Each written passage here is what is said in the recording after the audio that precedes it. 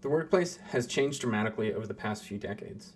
Our parents and grandparents built careers with long-term corporate jobs, pensions, and promotions. If you played the game, you were bound to build a six-figure career. But does that still hold true today? And if not, what is the best path to true financial success and a six-figure income? To answer that question, we have to understand the traditional career path and what it looked like specifically for boomers, and compare that to how it looks for Gen Z. The traditional career path. For decades, the traditional career path was the gold standard of success.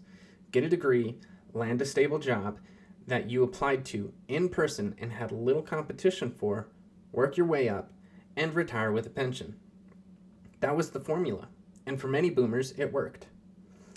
To many of us in Gen Z, that is the dream that we've been sold, but why was this dream sold to us in the first place? Boomers valued stability and security because it still existed. We need to look at the world that boomers grew up in. Back in the 60s, 70s, 80s, the economy was structured around long-term employment and company loyalty. Job security was strong, companies valued loyalty, and layoffs were far less common. Pensions and benefits. Many employers offered guaranteed retirement plans, unlike today's 401ks, which require you to opt into by sacrificing some of your paycheck today, and the cost of living was lower. You could afford a home, raise a family, and retire comfortably on one salary. The corporate ladder was clear. You start at an entry-level job, you work hard, gain experience, and move up. By your 40s and 50s, you're earning a six-figure salary, managing teams, and setting yourself up for retirement. And for many boomers, this strategy worked, and it worked perfectly. But here's the catch. Times have changed. As many of us in Gen Z have come to experience, the path is seemingly obsolete. So why is the traditional career path struggling today? Well, as we fast forward to today, things just simply are not the same. The corporate world is changing, and Gen Z is facing a very different landscape. To start, the cost of college has skyrocketed. Fact of the matter is, when adjusting for inflation, from the 70s to today, the cost of college has doubled, all while jobs you get after graduating haven't had the same doubling in salary. For boomers getting a degree, it was a no-brainer. College was affordable, and a diploma almost guaranteed a good job. Today, many graduates leave school with $50,000 to $100,000 in debt and struggle to find high-paying jobs. This is especially true as AI has virtually every company switching to hiring only senior-level employees. And this leads to the big question, is college worth it? Without doing a deep dive into this topic, I have to say it depends. The biggest thing going for having a college degree is that the overall job security is stronger. If you have a college degree, based on the unemployment rate, you're going to have more job security. However, we need to keep in mind that job security isn't the same as it was when boomers were in their prime working years. Job security simply is weaker than it was before. When boomers were in their prime working years, people worked for the same company for 30 plus years, and they retired with a pension. That's almost unheard of now. For one, pensions are extinct, and good luck surviving every wave of layoffs over the next 30 years. The data shows that in the 80s, the average worker stayed at a company for 10 to 15 years. Today, the average job tenure is just 4 years. And for Gen Z, it's even less at 2.3 years. I already alluded to why, and the reasons are simple. Mass layoffs, they happen all the time. Even top companies like Google, Amazon, and Microsoft let go of thousands of employees overnight, and it almost seems like it's happening every year. And even if you do survive a layoff, it doesn't mean you'll get a sweet promotion, because promotions are taking longer now. Many companies expect more experience before offering six-figure salaries. This means the safe corporate route isn't as secure as it used to be, and if you're stuck in a job where raises are slow and promotions take years, it might take you much longer than you think to reach a six-figure salary. What's the earning potential of a traditional career? Traditional jobs still offer incredible earnings potential, especially in fields that require expertise and experience. Here are a few example careers with opportunity to make a six-figure salary.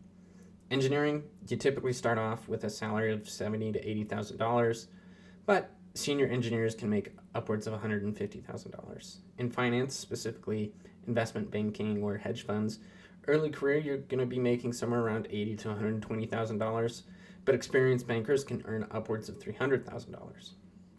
The medical field, doctors can make anywhere from $250,000 to $500,000 a year, but it requires many years of experience and education. Lawyers, corporate lawyers often make $150,000 a year, but again, law school is expensive. For these careers, the traditional path still works. If you're in a high-paying industry and are willing to put in the years, you can absolutely hit six figures and beyond. And if you want to learn more about other roles or industries where you can make six figures, be sure to check out my industry career list. But if you're in a field where salaries aren't high, how does climbing the corporate ladder measure up to get you into a six-figure career? For many professionals, reaching six figures isn't about choosing the right degree, it's about climbing the corporate ladder. Starting salaries for most jobs begins around $40,000 to $60,000 per year.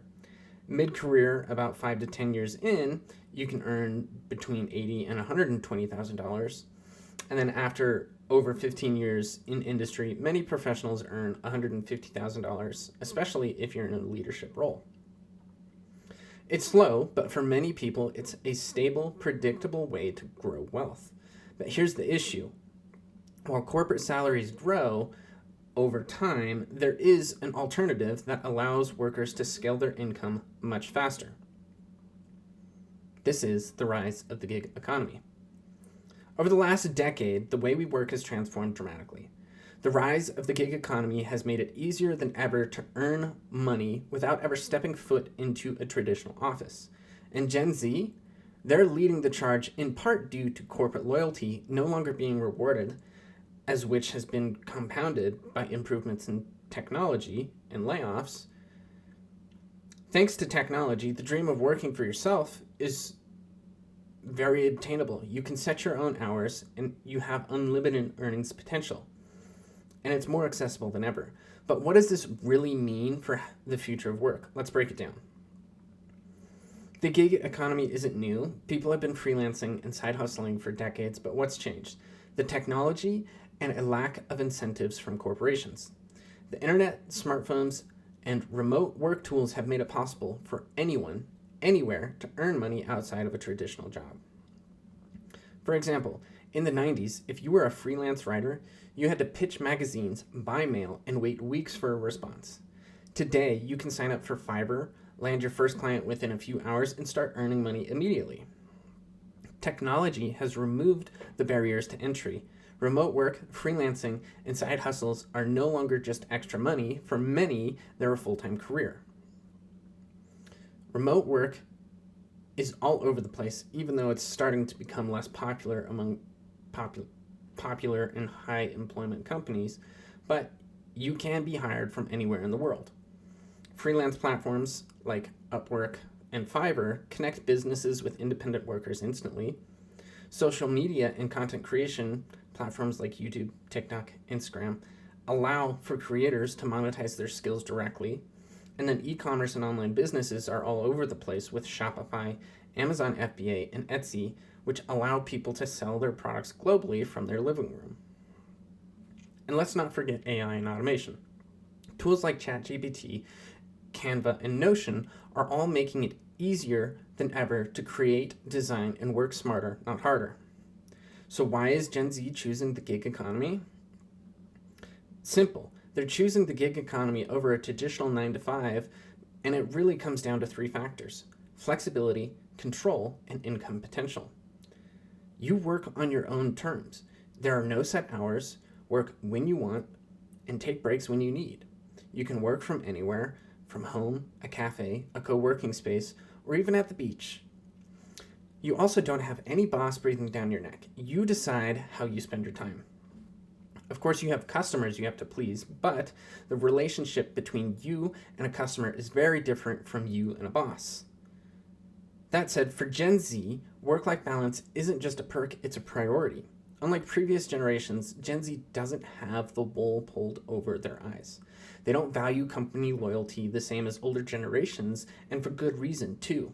The older generations grew up in a time where pensions still existed and mass layoffs were far less common. Just look back to older movies, and some of the major plot points of these movies revolve around layoffs. And this is because they were far less common back then. Another major perk of the gig economy is setting your own rate and working with clients that you choose. You decide how much you charge. Unlike a salary, you can increase your rates as you gain experience. You can choose your projects. No more boring, soul-sucking work just because your boss assigned it to you. Yes, as a freelancer early on, you might have to take on some soul-sucking clients to make ends meet, but once you establish yourself, you will have that happen far less often. And then finally, there's no office politics. If you don't like a client, you can just fire them. Control is a huge factor in why so many young workers are ditching the corporate world. Instead of waiting years for a raise that doesn't even match inflation or a promotion in name only, freelancers and gig workers can increase their income by charging higher rates or scaling their business. This gets into the earning potential. You have the potential to earn more than you do at a 9-to-5. The top of the line gig workers earn way more than ever, and this is especially true in comparison to a traditional 9-to-5. While the traditional 9-to-5 comes with a salary cap, the gig economy offers unlimited earning potential. The key word here being potential. It isn't sunflowers and roses all the time. In order to break past your earning capacity in a traditional 9-to-5, you're going to have to put in work and build up a stack of undeniable proof you are worth every penny that you charge. That doesn't change the fact that reality is a 6-figure income is more attainable than ever if you have the right skills, strategy, and discipline to make it happen. So is there any downside to this gig economy? Well, before you quit your job and dive headfirst into gig work, let's talk about the downsides, because while the gig economy offers freedom, it also comes with real challenges. Inconsistent income. Some months you're going to be flooded with work, others you're going to be bone dry. You don't have any benefits, no employer paid health insurance, retirement plans, or paid time off. Self-discipline is also a major requirement. There's no boss keeping you accountable. You have to manage yourself. Again, work-life balance can blur. When your home is your office, it's easy to overwork. The gig economy isn't for everyone. Some people thrive in it, while others struggle with a lack of structure and financial instability. That's why some workers still prefer the traditional career path, which is what we're going to talk about next. So, what about those people who stick to a traditional career path? Is it outdated, or is there still real value in climbing the corporate ladder? Let's talk about it. If the corporate jobs take longer to reach 6 figures, why are some people still preferring this over freelance work? Again, as I've already kind of touched on, stability. You have a guaranteed paycheck, and this reduces financial stress. You have benefits, health insurance, paid vacation, and retirement plans, and these benefits add up, especially over time. You also have structured career growth. You have clear promotion paths, which make it easier to plan long term, and work-life balance. You can manage a good work-life balance. Unlike freelancers, corporate workers don't have to constantly hunt for clients, as you as a W-2 worker just have to clock in at 9 and clock out at 5.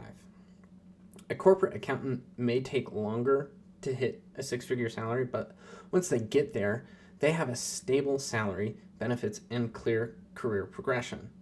So at the end of the day, the traditional career path still works, but it's not the only way to build a 6-figure career. In fact, the smartest workers today are combining both worlds, leveraging corporate salaries while building side hustles. It's clear the way we work isn't just changing, it's being completely rewritten.